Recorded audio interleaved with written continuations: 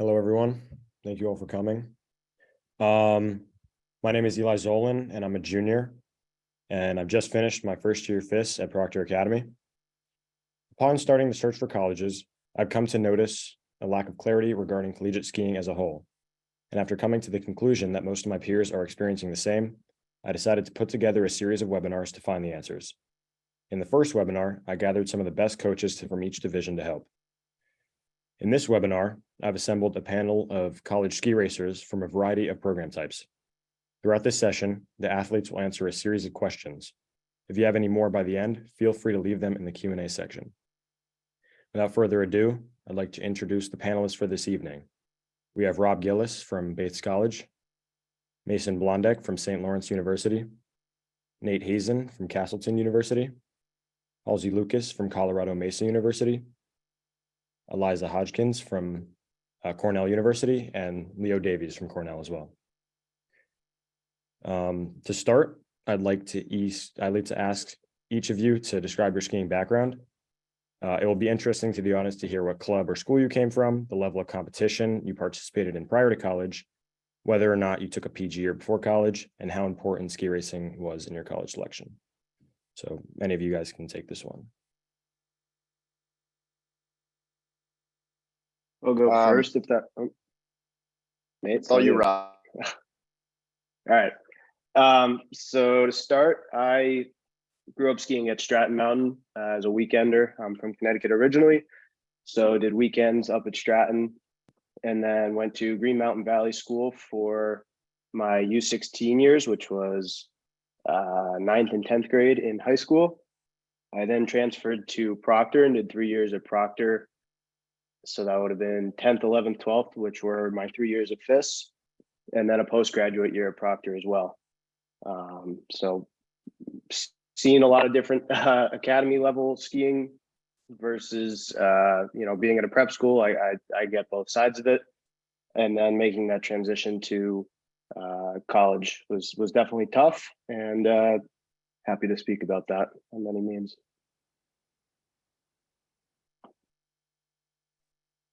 All right, so I'm Nate. I grew up skiing at Stowe and at Berkshire East in Massachusetts. So I went from there to Tri-State. After Berkshire East, I went to middle school at a junior boarding school called Eaglebrook in Deerfield, Mass.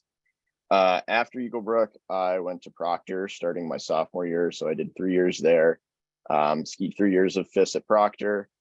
After Proctor, I did a PG year with RC Elite Racing, which is a private team based out of Sunday River in Maine. And then ended up at Castleton. So I kind of got a little slightly different path to college than a lot of my peers did, coming from where I grew up and kind of where I chose to go to high school and stuff. But I think USCSA and where I've landed is a very good option for people who aren't quite at the level of a D1 ski racer, but still want to continue their careers. I can go. I'm Mayson.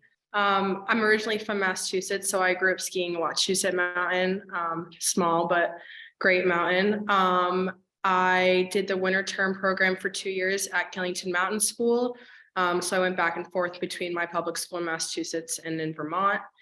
And then after my sophomore year, I transferred to Proctor and I did my 2 FIS years there. And then I did not take a PG year. I went straight to St. Lawrence. But I think I went to a public school, private school, and a ski academy. So I kind of got the best of all of it. But I would say Proctor was the best choice for me. And like Rob said, it kind of gave that great balance of academics and athletics.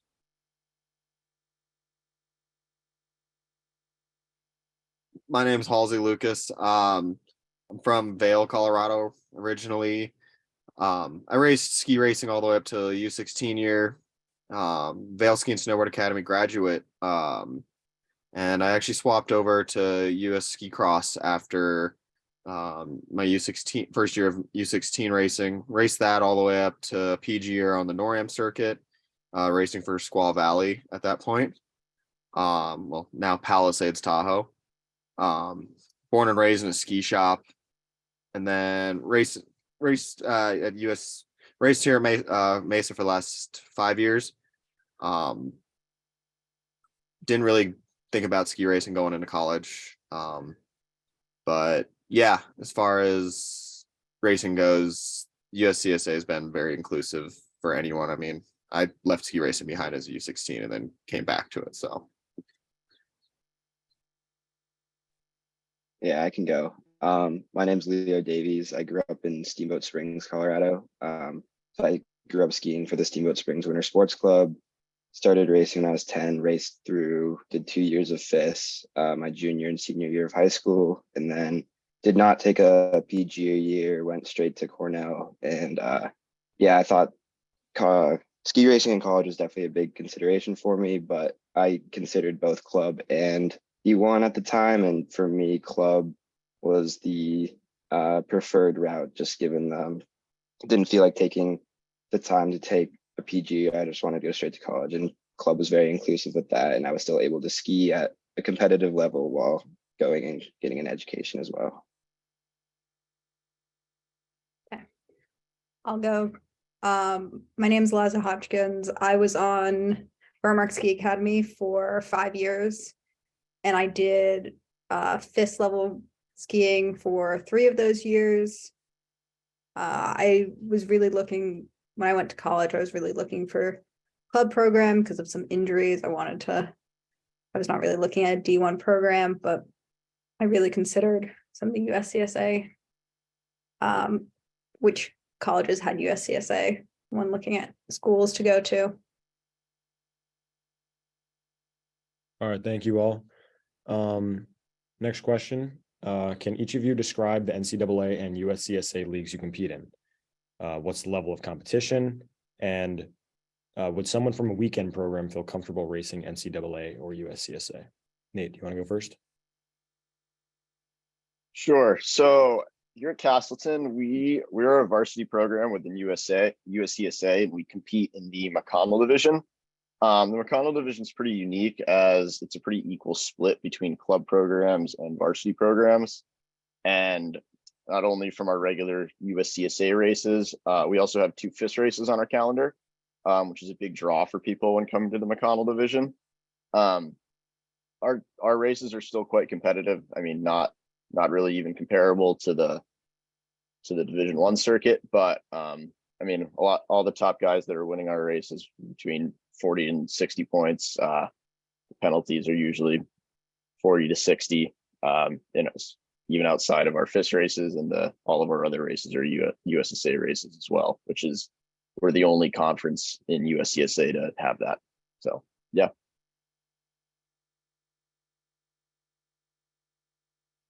Mayson, would you like to go next? Yeah, I mean, NCAA racing is definitely one of the highest levels of skiing. Obviously, there's the US ski team, but you're racing against a lot of great competitors. And I think skiing at the NCAA level doesn't mean that you can't do, other FIS races, other USCSA races. So that's like one of the great things. If you don't make it on the carnival team for some reason, you're able to go to other races outside on your own or with other teammates. So that's just like one of the great parts about it. But I think, yeah, it's definitely a competitive circuit. And I think in terms of a weekend kid who's doing a weekend program, it's definitely harder because their training quality is not as good as someone who goes to an academy or to Proctor or Holderness or something. So it doesn't mean it's not possible, but it just might be harder for them to get to the NCAA level. Thank you, Mayson. Leo, do you want to go next? Real quick, I did kind of leave out. There are a ton of kids in the McConnell division that come from weekend programs. I'd say probably the majority did not go to a ski academy or come from like a European country, and like the same kind of level as the ski academy here.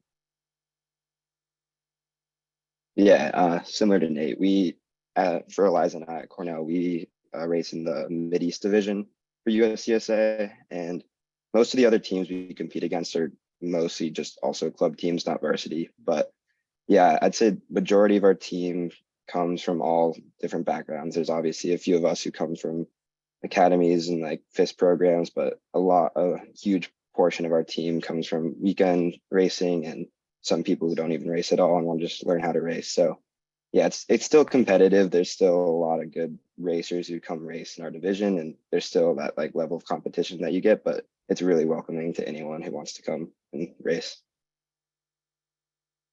Yeah, just seconding what Leo said, we were mostly, I think, made up of weekend kids and even kids who just skied for fun and wanted to try ski racing in college. So, but we do have a big range of people in different backgrounds from Midwest, Mideast.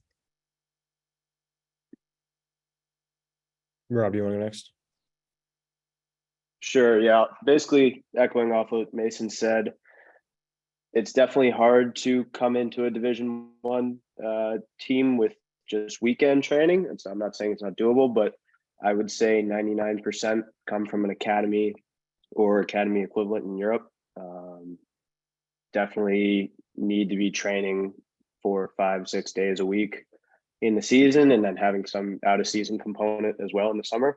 So to that regard, you definitely have to be fully engaged in the winter. So I would say definitely a program that supports skiing midweek at least is your best option.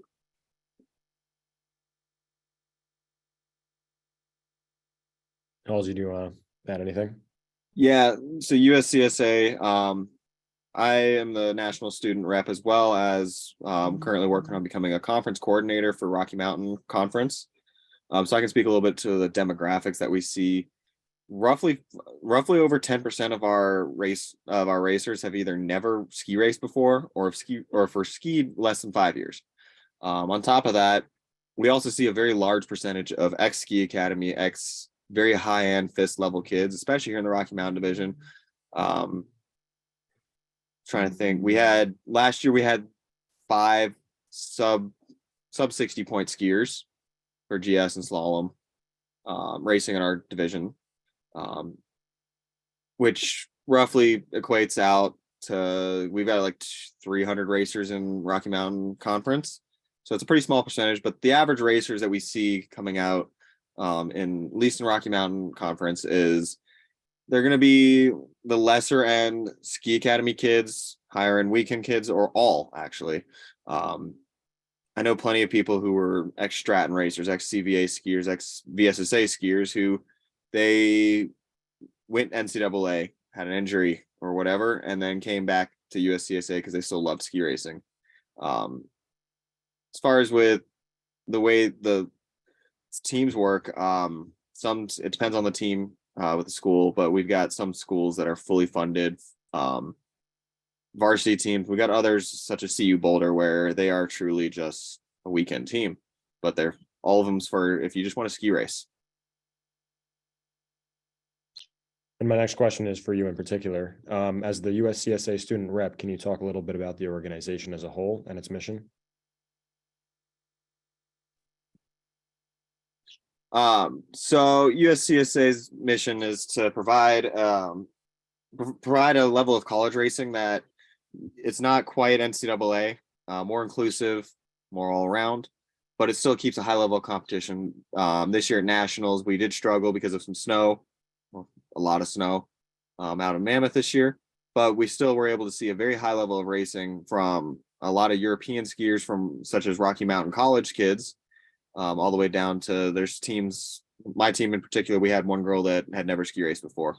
So that's the big part about USCSA. And the difference is going to be inclusivity without losing too much on the competitive circuit. If you want to be competitive, there's still a place for it. But I had notes for it. I'm trying to find them. My job in particular, though, is to help influence the boards on behalf of students. And that's a big difference between NCAA and USCSA is the student rep positions. It allows for students to be able to control more of what they want to see out of their own races. So every conference has got a set of student reps, and then the national organization obviously has student reps as well. And that allows for the students to be able to show their opinions more and help influence the way that they want their races to be run. So if you want it to be more competitive, you can influence it to be more competitive versus if you want it to be more fun, same thing. Next question is for those of you who took a PG year. How does it factor into the college admissions process? And did you apply during your PG year to college or during your senior year? And what did you do during the PG year to train? And again, for those of you who took one, was it possible to apply early decision? I can start with that one. I think it was just me and Nate that took a PG year. So during my senior year, I basically knew that I was going to take a PG year and in the fall of my senior year. So when I was getting ready for schools, I did not apply early decision to any schools my senior year and ended up just going regular to a variety of schools, just seeing what would happen. I ended up getting into Babson College, which was sort of a reach school for me, which I was pretty psyched about, didn't expect to get in, and deferred my admission from there till my PG year. Not 100% sure that I wanted to go there, but just wanted to keep the option open. I did not get into Bates that year. I got into St. Lawrence. It was another school that I was really interested in Colby, but did not get into Bates. So going into my PG year, I continued to look at schools, continued to talk to coaches, and ultimately Bates sort of came into play, and I was more interested in Bates for sure for a number of reasons. Ended up applying ED2 to Bates my postgraduate year and then got in. So was psyched about that. Still had the option with Babson prior to that and really tried to entertain that, but Babson being a unique school, I wasn't exactly sold on, what I could do at a specific sort of entrepreneurship school, whatever they market themselves as, and wanted to go the more traditional liberal arts route. So Bates gave me that opportunity and definitely have enjoyed it so far. I think that sort of answers what you're looking for.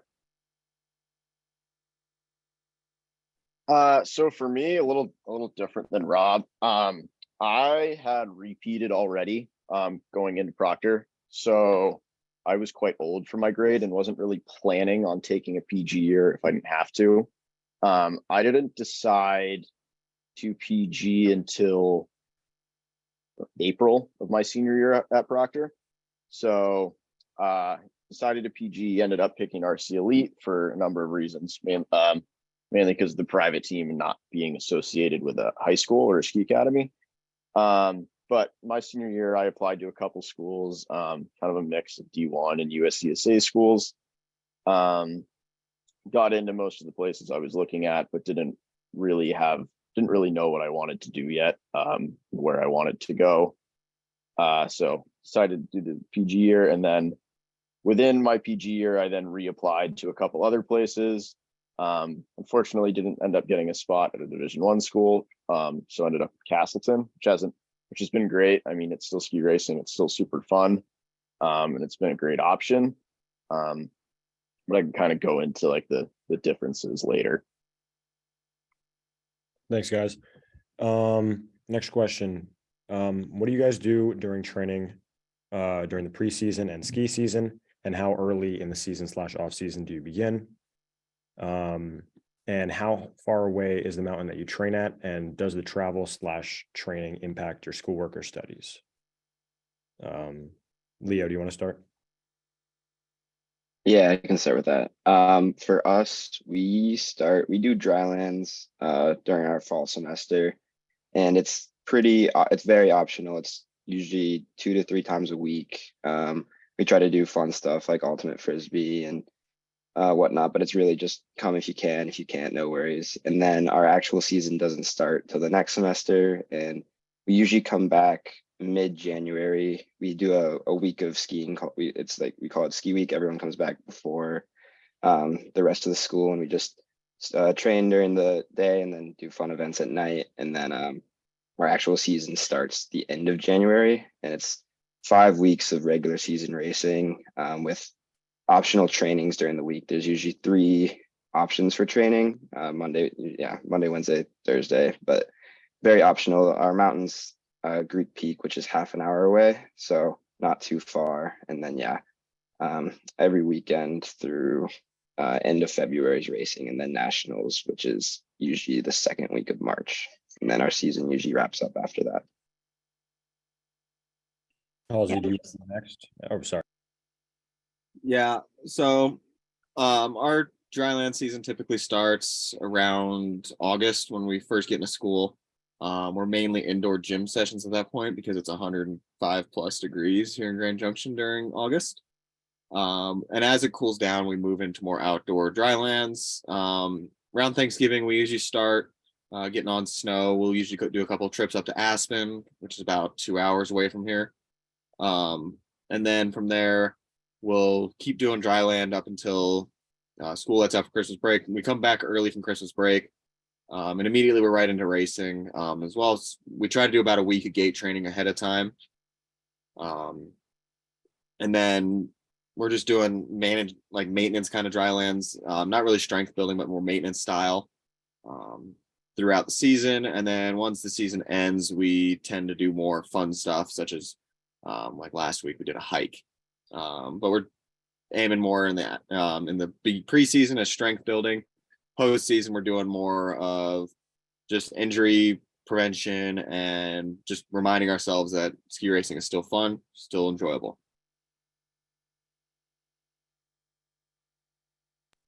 And what about for on snow training for you guys?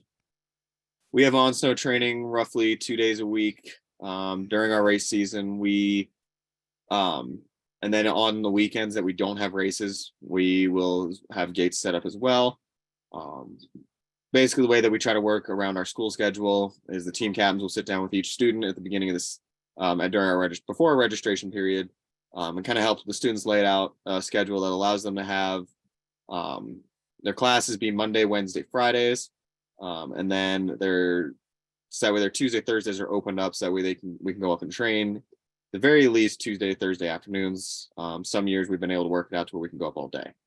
We're very fortunate here in Grand Junction that our mountain's only 45 minutes away. So an afternoon training session's we can still get 4 hours of training out of it. And then we also have weekend trainings where we'll go free ski in the morning or afternoon, and then go train in the morning opposite of that. And we'll work pretty closely with the local youth ski racing up here to make sure that we're either training on their course or we're training on our own course opposite of them. Thanks. Eliza, did you have anything you wanted to add for Leo? Oh, I was just going to add about school. Obviously, we go to a school that both Leo and I go to a school that has a lot of academics. So we do try to be very flexible with people, especially if they, with both training and even racing, if they have a project or essay and they don't want to go that weekend, we're very flexible, more flexible around skiing than around school than school is around skiing, because we are aware that a lot of people are very, tied down by some of their work. Thanks. Mayson, do you want to go next? Yeah. So for in season, we do a Colorado trip for Thanksgiving. And that pretty much starts off the on snow season. And then anyone can end anywhere between March or beginning of April. Second week of April is usually when we all end. And in terms of training, we train every day. On Monday, Wednesdays, we go to Whiteface. It is an hour and 45 minutes away, so it is a bit of a drive. We leave at about 6, so we'll have classes in the afternoon. We'll get back at around like 12:30. We'll get like a good quality an hour and a half of training in. And then on Tuesdays and Thursdays, we go to Mount Pisgah, which is a smaller, more private owned mountain. It's an hour and a half away, and that's just slalom only. And then for those who go to the carnivals, they leave on Thursday, and we set up our classes so that we try and not have school on Friday for traveling, which is really nice to have. And then in the off season, most of the time people will do their own thing for summer skiing, Chile, France, Mount Hood. Those are always the big camps to go to. And then just consistently working out. In the fall, I play field hockey here too. So I try and get in the gym as much as I can. And I'm always running for field hockey. So definitely have my cardio in there. But yeah, working out kind of never stops. It's always a consistent thing. But yeah.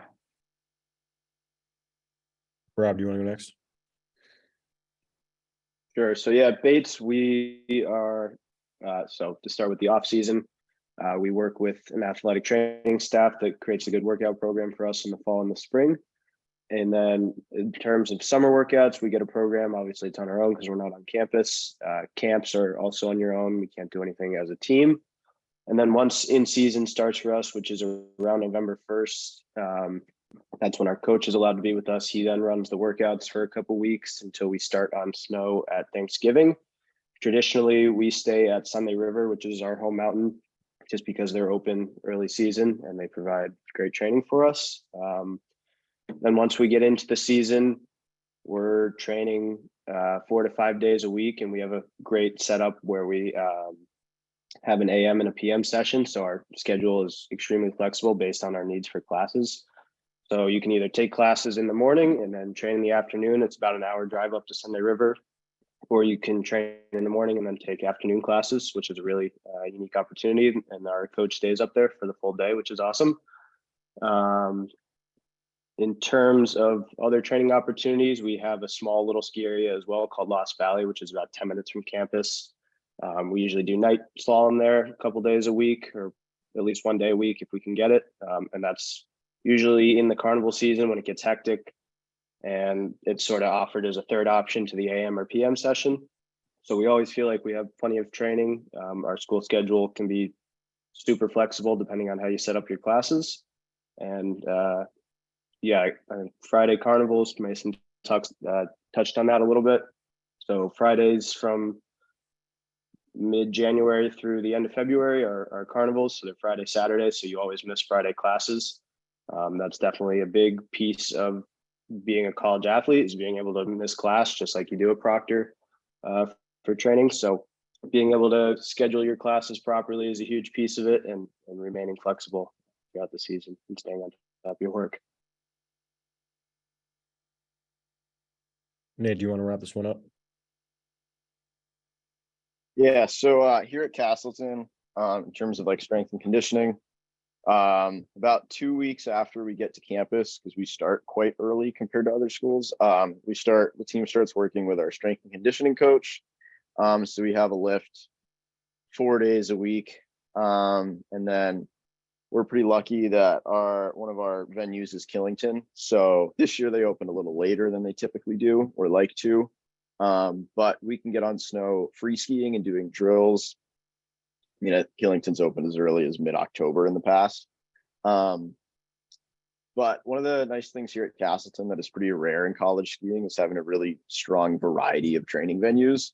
So we'll train at Killington, we'll train at Pico, we'll go to the Middlebury Snow Bowl, and we'll also go to West Mountain. Killington and Pico are about a half hour, and then West and Middlebury about an hour away.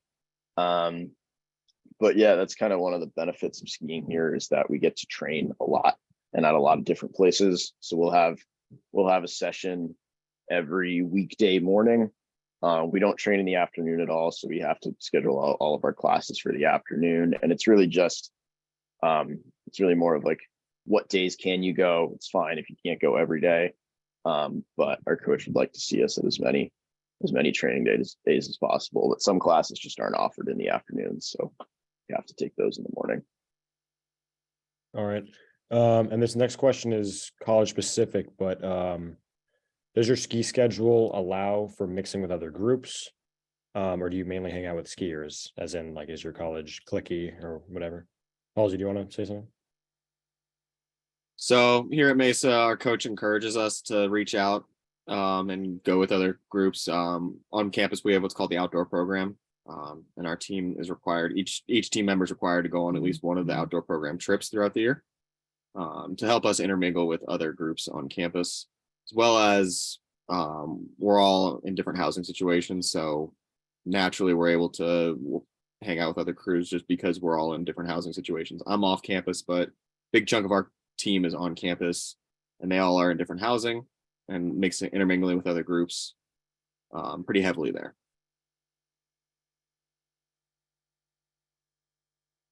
Mason, do you want to go next?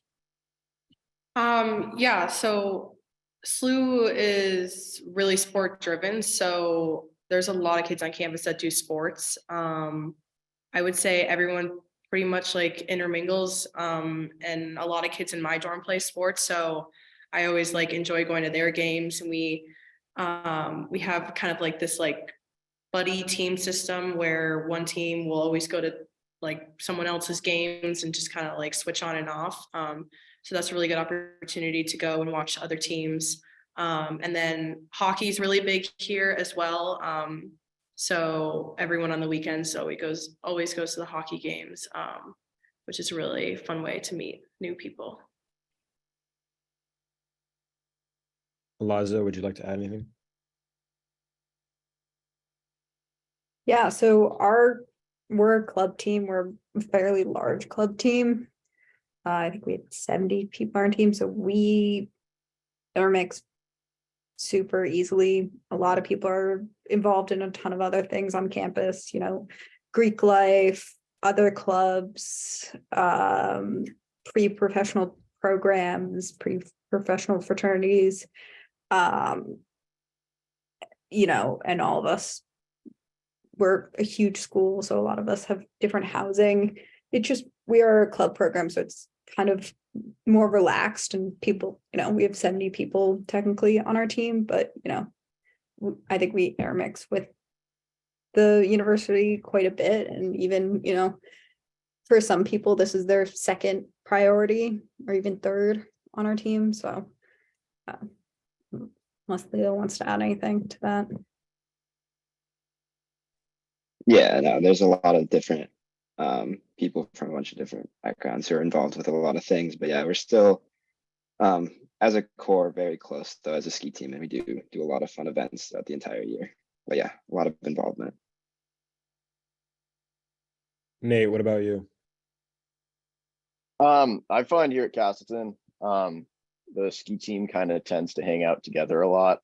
Most of our like weekend social things are typically with the ski team. I do have a lot of friends that are on other sports teams, and I think 40% of our student body is athletes. So we kind of tend to hang out with athletes mostly. But yeah, I find myself, especially in season, really just with the other members of the ski team, but they're all my best friends. And like next year I have the dorm that I'm living in the suite. It's all guys on the ski team. So yeah.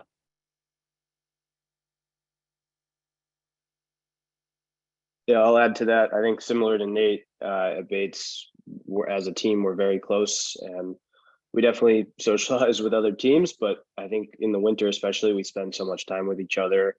We're in the van all together. We eat meals together. We're just sort of all on the same schedule that we're with each other quite a bit. Even studying, we take similar classes just because of our schedules. There's usually one or two other students that are on the ski team that are in our class. So in that sense, we're definitely close. And even the Nordic team has the same schedule. So we interact with the Nordic team a lot as well.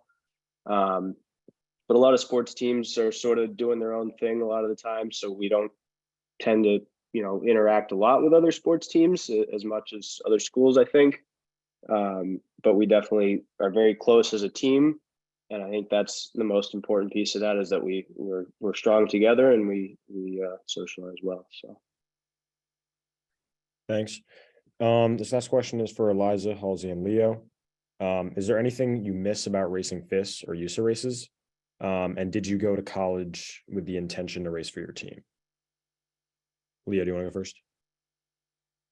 Yeah, I can take that on. I really like the format that USCSA has with their racing.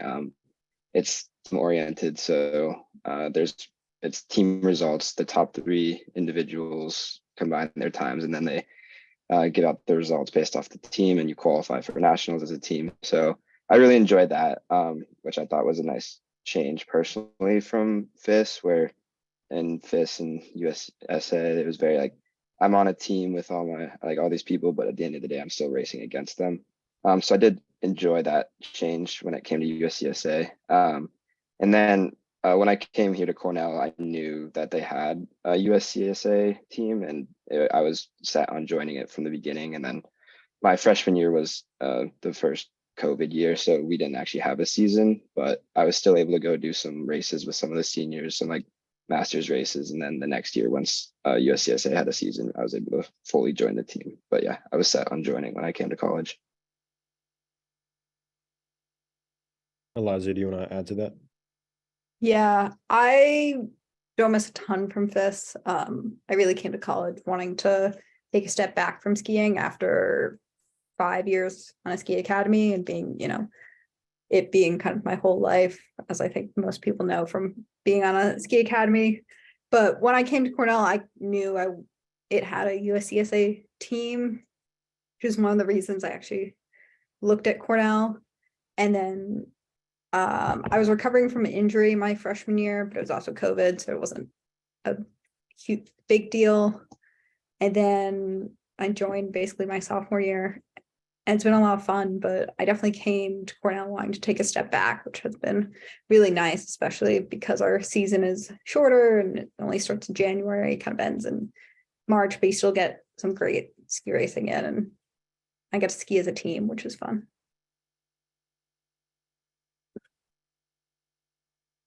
I'm a little different than you guys. I came to Mesa not even looking at a ski team. I chose the school based off of where it was in the state and a couple other things there. But I was actually seen by the coach on campus wearing a US ski team shirt, and he recruited me from there.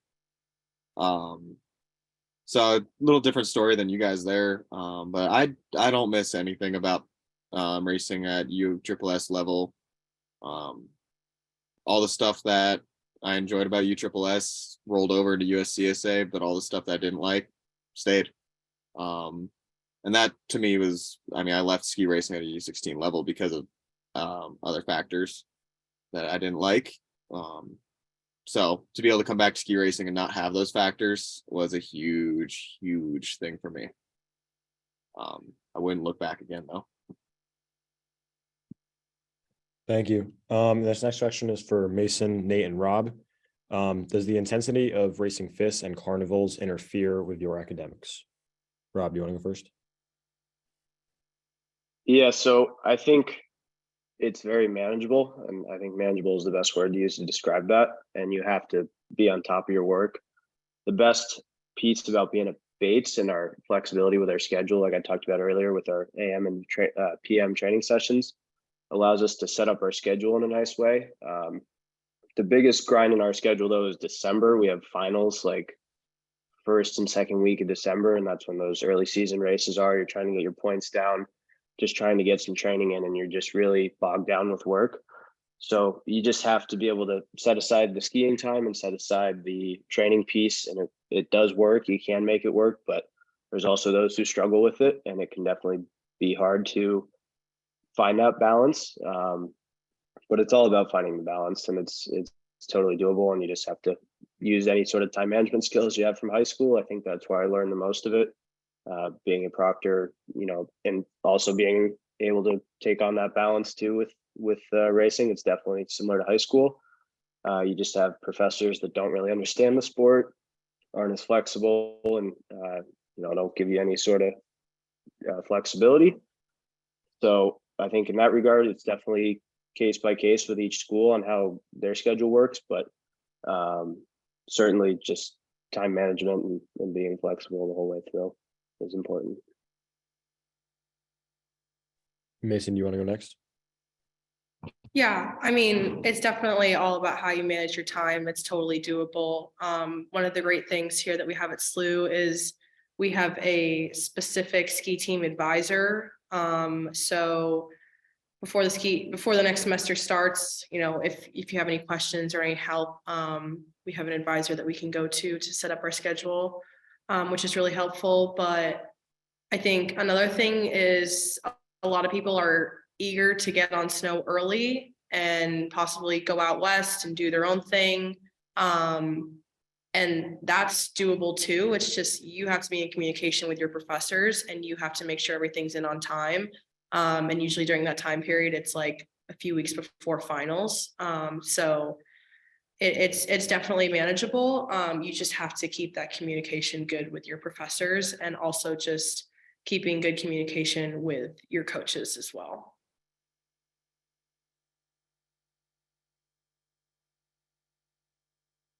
Yeah, kind of a lot of the same stuff of what Mason and Rob said.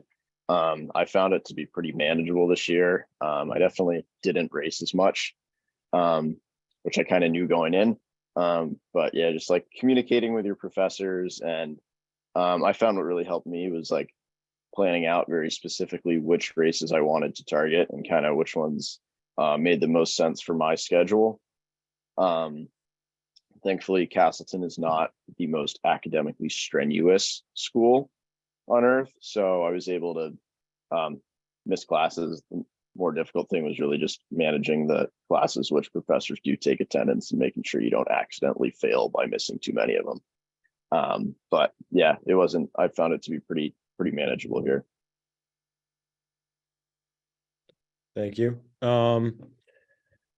So who goes to the races on each team and how is it determined? Nate, do you want to lead this one off? Yeah, so within the McConnell division, we have our two kind of separate races. We have our FISUs, and then we have our just typical USCSA races. So with a FISU, similar to Division I, each school can start 6 scoring athletes, which then contribute to the overall score. Luckily this year, not every school in our division was able to field a full roster of 6 athletes. So I think we have 68 allocated spots within the quotas for the FISUs. So those extra spots were distributed to the varsity programs, Babson, Clarkson, and us at Castleton. So we were able to race a couple more athletes in those FISUs, which was nice for us some guys to score and score some career lows. And then outside of those FISUs, which typically 6 race or as much as 10 this year, in our typical McConnell division races, everybody can race. Not everybody scores for the team.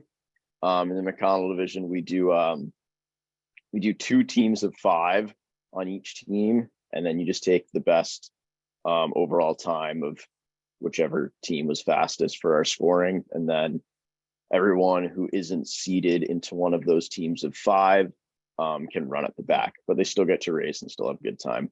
So it's pretty inclusive in the non-FISU races for everybody on the roster. Thanks, Nate. Eliza, what is it like for you guys? Yeah, so this year we got to bring 9 athletes. There was some changes. Usually last year we had 5 athletes that technically were varsity athletes, and then 5 who were JV athletes. So the 5 varsity athletes were scored separately than the JV athletes, but it's all from the same team. This year they were trying to get more clubs involved, and there were some changes, but they got rid of the JV, but they still allowed 9 people to race. So usually we just send out kind of at the beginning of the week interest in the race, and then we make sure that our kind of top athletes get 3 races in order to qualify to go to regionals. But otherwise it's more about which ones you want to go to and how many you want to go to. So we had people who went to all 5 regular season races, people went to 4 or 3, but it's more of like if you're interested in going to the races. But we do have to, because we're such a large team, we do have to decide who goes and who doesn't. That usually comes down to the captain. So it's Leo was captain this past year, and then I'm becoming the women's captain for next year. So just mostly interest. Leo, do you want to add anything to that? Yeah, Eliza pretty much covered it all. We just try to balance who wants to go and who we can fit on each weekend, and then try to communicate with each individual on whether or not they want to go, and try to get everyone to be able to race throughout the season. So yeah. All right. Halsey, do you want to answer this next? Yeah. At our team, everyone gets to go to the 4 regular season races. And then same thing with what Eliza was saying, though, that if you don't want to go for whatever reason, whether that be that you've got school stuff like that, you can take that weekend off. And then it's also open for everyone to go to regionals. And then depending on where nationals is in the country, we tend to try and get as many people to nationals as we can budget wise. So this year, since they're in Mammoth, our team unfortunately didn't qualify, but our plan was to drive out there, since from Grand Junction to Mammoth it's only about 12 hours drive wise. But since next year they're gonna be in Lake Placid, we'll have to limit how many students can go to nationals. But for the regular season races and regionals, since we can drive to them, we can throw them all in the van and we go. It just depends on if you want to go school wise, other, etc.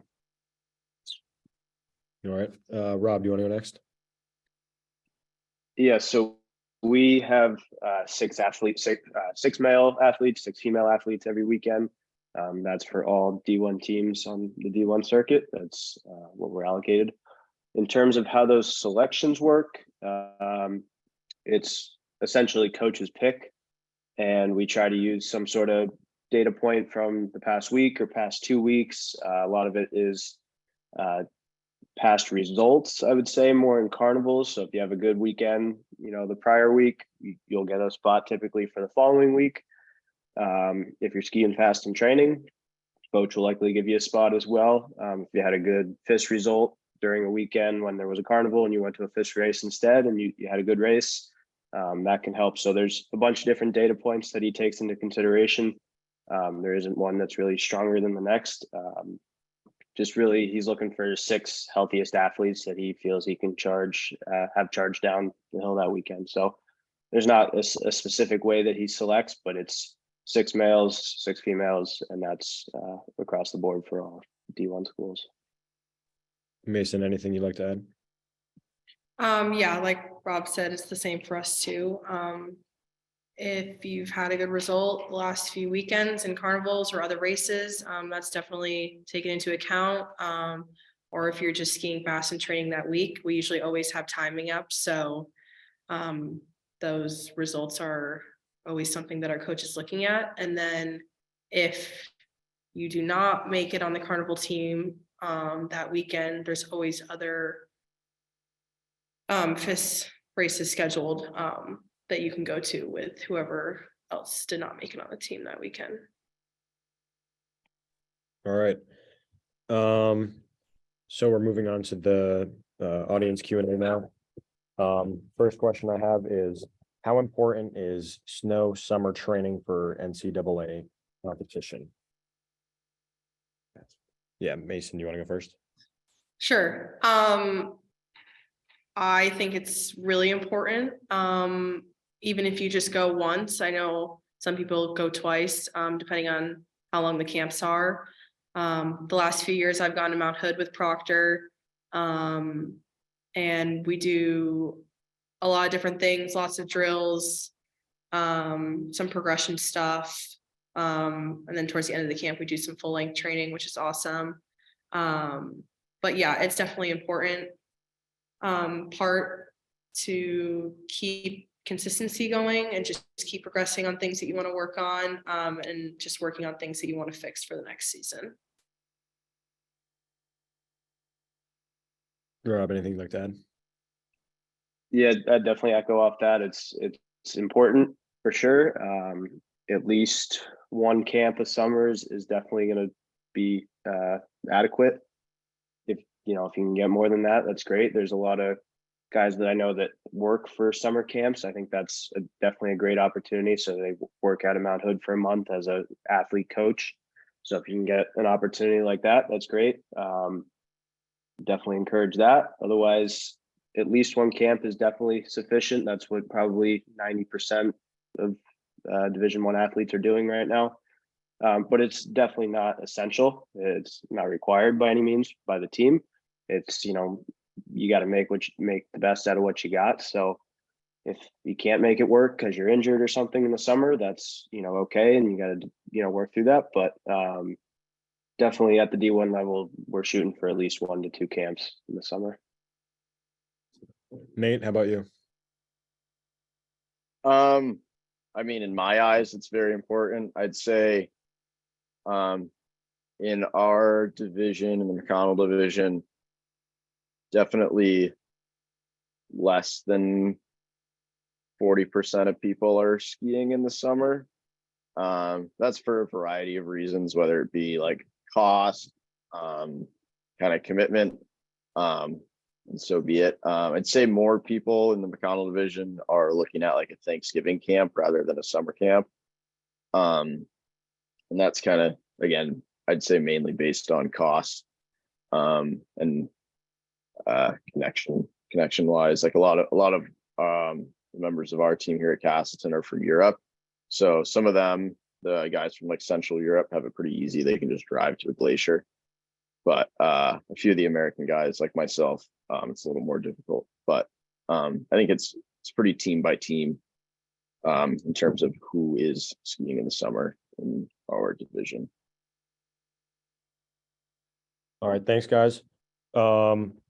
Next question I have is, do you think your ski racing experience in college admissions? And if so, how?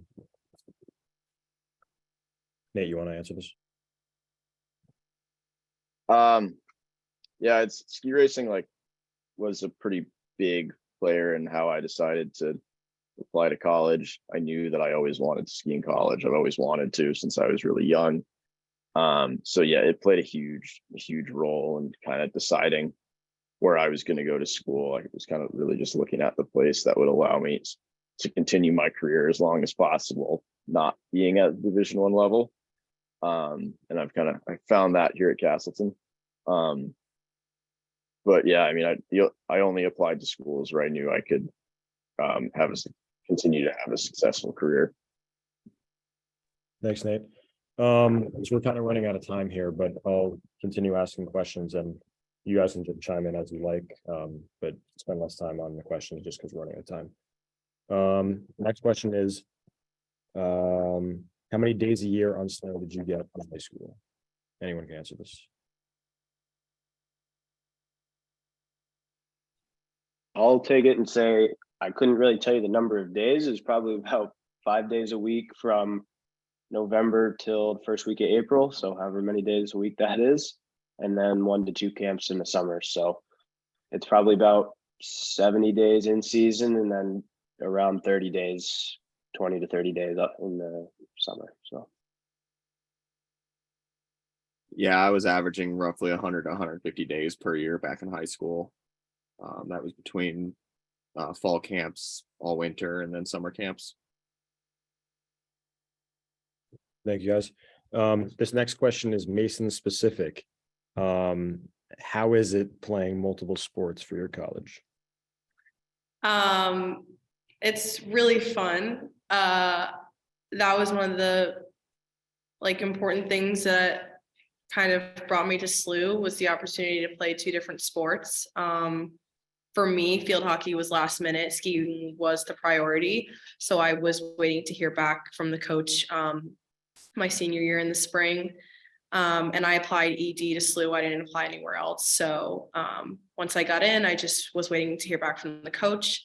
But I really enjoy playing both. It's keeping me structured. It helps with my schoolwork, just keeps me on track with everything. And I would say I do actually have a few weeks in between my field hockey season ending and skiing beginning, which has been really nice. And then when skiing's over, we do have a small spring ball season for field hockey, but it's nothing too crazy. Just kind of nice to keep me in shape, and just nice to be on 2 different teams and meeting a whole bunch of new people. So it's been really good so far. Thanks, Mason. This next question is, at colleges with varsity and club programs, do the teams have much overlap?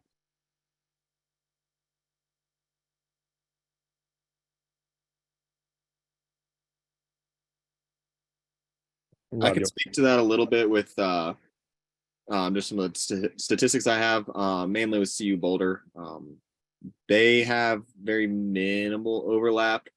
They do train pretty often together, as well as they also the varsity team will occasionally steal people up from their club team. Other schools might have more commingling, but for the most part, they remain pretty separate as far as the racing goes. But especially at places that got smaller ski resorts as their training hill, you'll see a lot more commingling. Anyone want to add to that? Yeah. All right. The next question is, when should you start reaching out to coaches? Is there a specific time that you should start, or is anytime work? I'd kind of say like spring of your junior year, fall of your senior year, try and get a jump on it as quickly as possible. I mean, college skiing as it is pretty small in terms of available roster spots per year, in comparison to like the amount of kids that want to ski. So getting on those coaches' radars as soon as possible is definitely super important. Yeah, I'll echo that and say definitely just start sending emails to any school that you're interested in, or, the coaches at any school you're interested in. They're not necessarily going to email you back, but they're going to take note of that for sure and keep you on a running list. A lot of coaches are very busy and will not email athletes back. So I think as long as you're emailing them, maybe do a follow-up email. If you email them in the spring around now, I think is a great time to start if you're a junior. Just say who you are. A lot of coaches know how to look you up on FIS. You don't have to give them your FIS points spelled out in your email, but just introduce yourself and get to establish a relationship with the coach. Maybe do a follow-up email in August with some video from the summer camp, then connect again in the fall when you visit campus, for an interview. And I think that's the best way to sort of timeline, I guess, to lay it out.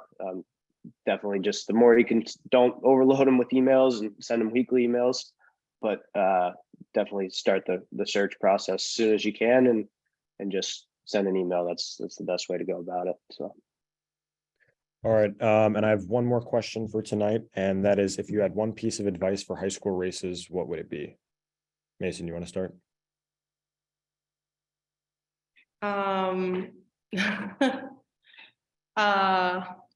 One piece of advice. Make sure that all of your skis are tuned properly. Because that makes a big difference in your skiing, and it makes you feel better, and you will see some big changes in your skiing when you keep up with your equipment. Thanks. Leo, do you want to go next? Yeah. For me, it would just be when looking at colleges and kind of where you're thinking about going, it's choosing the best path for you. If that's taking a gap year and trying to go D1, then that's definitely a great route. But also like consider club skiing, and you can still keep ski racing in your life while still going to a very academically challenging school. And so just choose whatever path is best for you. Oh, yeah. Take a PG year. Take your time. I took one. I didn't know where I was going in college, so worked a bunch of different jobs, tried to figure out what I wanted to do. Go into college knowing what you want to do. Don't mess around with changing majors over and over and over. Make sure you have a plan. Take a PG year. Take your time. No rush. Rob, you want to go next? Yeah, definitely second Halsey's point as well. Don't rush to college. College will always be there.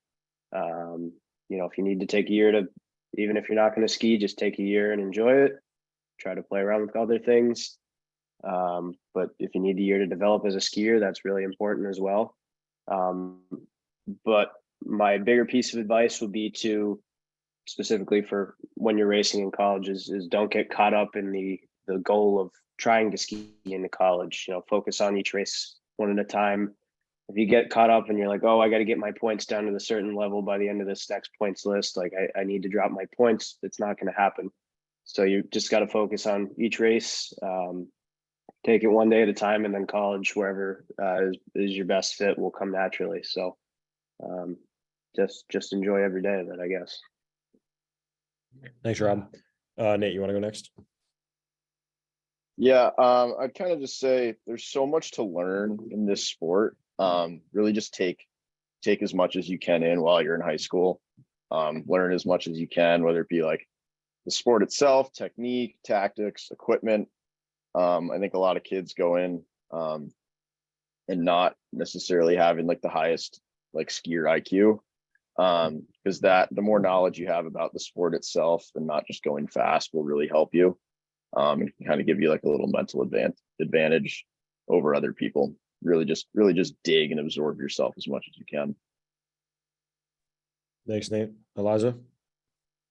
I would just say open your horizons to what else is out there. I know that's not specifically a ski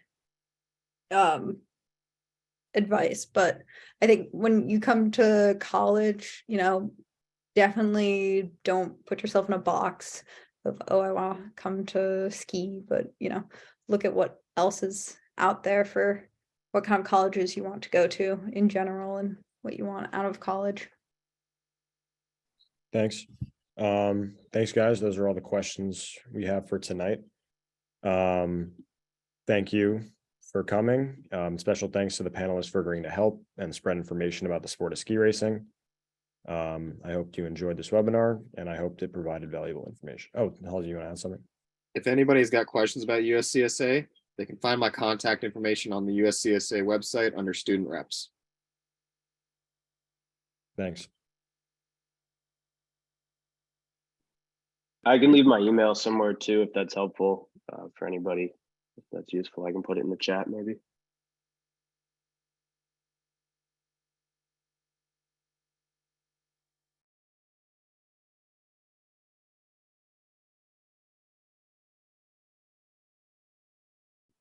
All right, I'm going to end it. Thank you all. Thank you.